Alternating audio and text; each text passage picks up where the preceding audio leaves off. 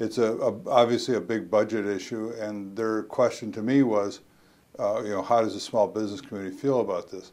And I explained to them that I'm not a Harvard economist or whatever. I'm a University of Detroit, feet on the ground, up to my elbows in it, CPA. I don't go by statistics. I don't go by what I read in the Wall Street Journal. I deal with people every day, all day, on their financial issues, dealing with what they're going to pay their employees, profits, that type of thing.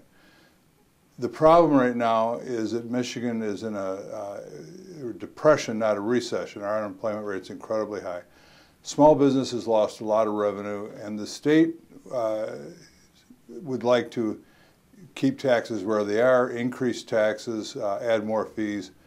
And so as a defense to that, this Senate bill forces anybody that receives a government check, except for federal and Michigan, to pay 20% of their own health care. And my point to them was, a lot of small business owners no longer carry health insurance on themselves. They've cut their employees in half. They've cut their employees out altogether from health care. I told them about one individual who said he had 3 kids. He had 2 daughters, and his youngest was a son. The 2 daughters had gone to college. He'd paid for it, and the son, he told him, you're on your own. You have to do what you got to do.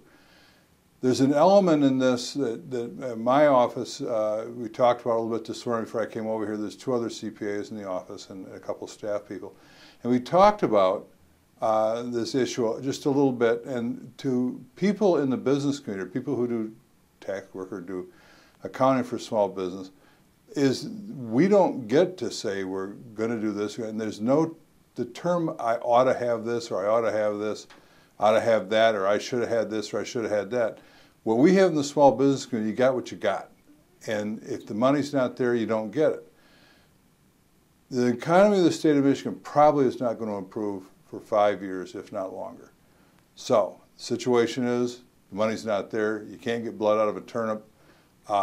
Sorry, the money isn't there. And I don't know what part of that they don't understand. One senator was irate from the UP, and he was saying that, that these people have already made cuts, these people have already made sacrifices. Well, he hasn't seen anything like what my clients and the people I associate with, the cuts they've taken and what they've suffered. I do have to thank the state of Michigan for the Michigan business tax, because that's kept us busy. But I'm afraid Michigan in 10 years may have nothing left but attorneys and accountants and politicians. That's not going to work very well.